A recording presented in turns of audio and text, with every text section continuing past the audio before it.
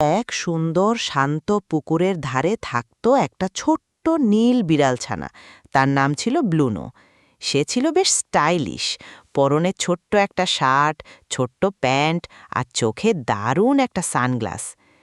একদিন একটা ক্ষুদ্র পরীকন্যা, যার ডানাগুলো ছিল ফুলের পাপড়ির মতো কোমল, উড়ে নেমে এলো। আমি নিভা, বলল সে, চোখে ঝিলিক নিয়ে। ঠিক তখনই রায়া, এক উজ্জ্বল লাল ফিতা লাগানো চুলওয়ালা হাসি খুশি মেয়ে, পথ ধরে হেঁটে এলো।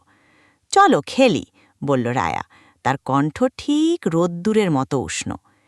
নিভা পানির দিকে তার ছোট্ট আঙুল তুলে দেখালো। পানির নিচে এক অন্ধকার ছায়া নীরবে নড়ছিল। ওটা একটা ছায়া ঘুড়ি, নিভা হাসল, আর আমরা এটাকে উড়াতে পারব। ব্লুনো আগ্রহ ভরে তার সানগ্লাস নাকে চেপে তুলল। ক্লিক! তার চশমা বাতাসে গোপন রংধনুর লাইন ছড়িয়ে দিল। ছায়াঘুড়িটি সেই রঙিন পথগুলো দেখে ধীরে ধীরে পানির ওপরে উঠতে লাগল, উজ্জ্বল আর নরম আলোতে ভেসে। রায়া ঘুড়ির সুতো ধরল, আর নিভা ঘুড়ির পাশে উড়ে উড়ে তাকে ঝিকিমিকি ছোট ছোট আলোর কণা ছিটিয়ে দিল। তারা যখন পুকুরের ধারে হাঁটছিল, ঘুড়িটি রংধনুর লাইনের পেছনে উড়ে চলল, কখনো ওপরে উঠে, কখনো ঘুরে লুপ বানিয়ে আবার কোমলভাবে নেমে আসছিল।